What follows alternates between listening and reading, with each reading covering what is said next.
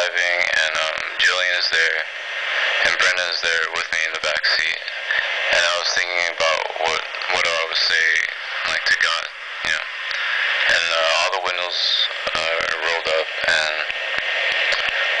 we're playing Bob Dylan, Stuck Inside a Mobile, and we sing it really hard. We sing it hard and like we're in love. And I was thinking what I would say to God, and I think I would tell him, like, a love story. I think if I ever see a moment, I would just say a love story. And I was thinking about this boy named Julius, you know, and Julius is not, like, at a place he wants to be. He's, like, in the desert, and it's not the desert people have. They don't romanticize. They don't find this desert to be romantic. He's not living in this romantic desert. He's living in an evil part of town, he thinks. Everything is too dark and death. And that's just his life. But he finds some solitude in reading. And this boy Julius wants to be in love, but he thinks he has to figure out what want is, what to want. But one time, you can call him lucky. He was reading a book by Milan Kundera and felt incredible bravery, I guess, sitting in his theater class. And then he sees a girl, a very pretty girl. She's wearing a purple shirt, and her hair is red. And is scared because he knows her name. He's seen her around in the hallway, so her name is Jennifer. So he knows Jennifer. Jennifer doesn't know a goddamn thing about him, but he knows Jennifer. And for some goddamn reason, he threw the book down without keeping the page. And he walked up to her. He walked up and he said hello. And she said hello back. And the rest of the class, or even the rest of the week, he doesn't really remember a damn thing, because I think he went over this weird blink of who he is and who he's becoming, this wonderful cocoon stage, because he doesn't remember. But when he comes together, when he realizes his life again, they're meeting for coffee. She picks him up. She drives a shitty car, and he loves that.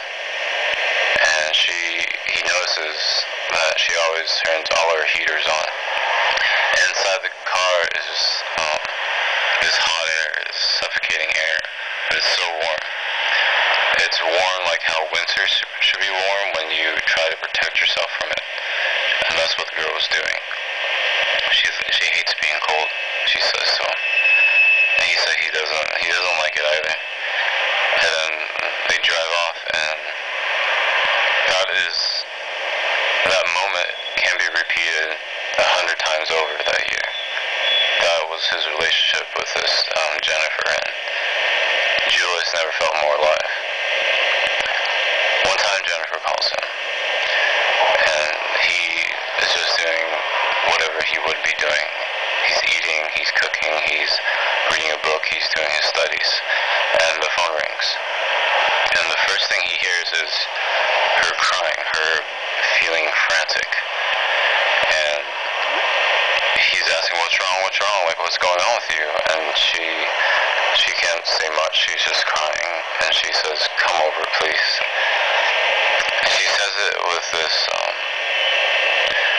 bravery, or this complete human need, because she trusts humanity.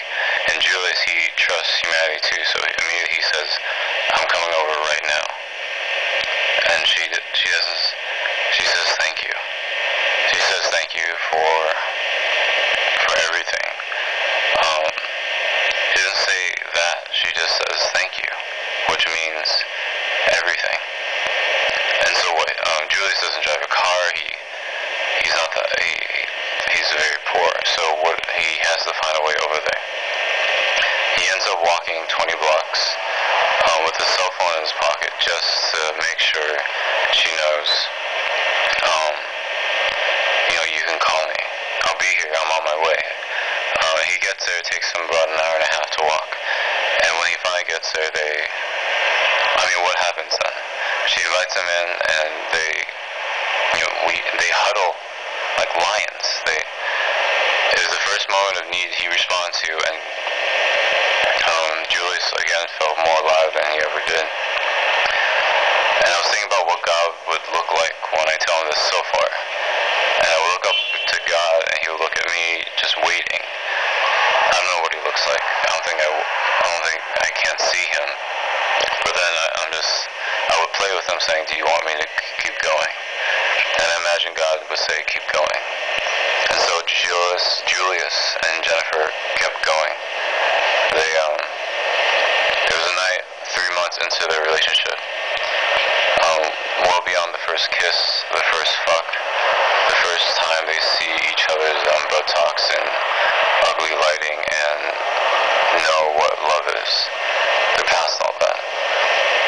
There was a particular time where Jennifer was incommunicable.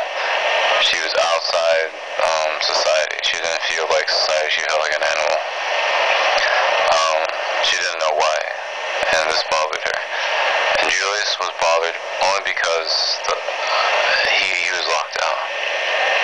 He couldn't do anything about it. And so what did he do? He remembered the first time. He remembered reading that Milan Kundera book. And then so he went back and he reread the book in a day just to find something. And he didn't find anything, but he left that night. He stole his father's car, and which is this Toyota pickup truck, this shitty white truck, and he stole it. And he drove, and he cashed his paycheck, which isn't much.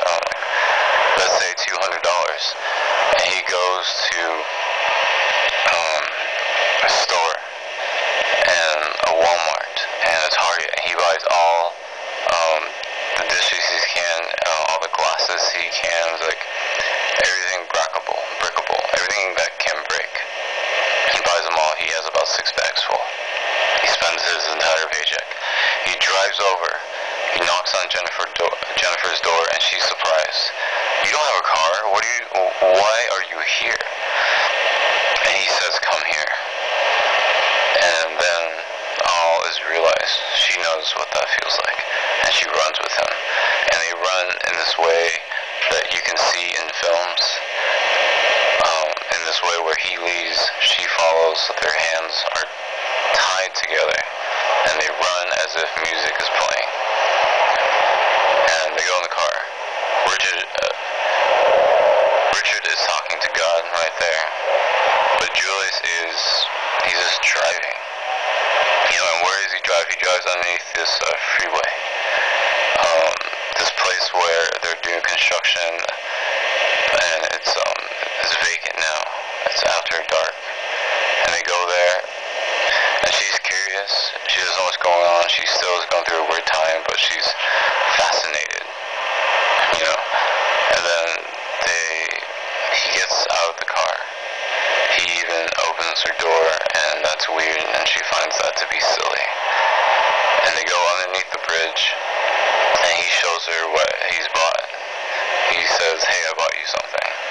And she looks in the bag, and she picks up a very large white plate. She could even see her reflection, and she says, what is this? He's like, I don't know. And then he reaches deep inside the bag for these fancy wine glasses he's found at Target, and he just chucks them towards the concrete walls. And he picks up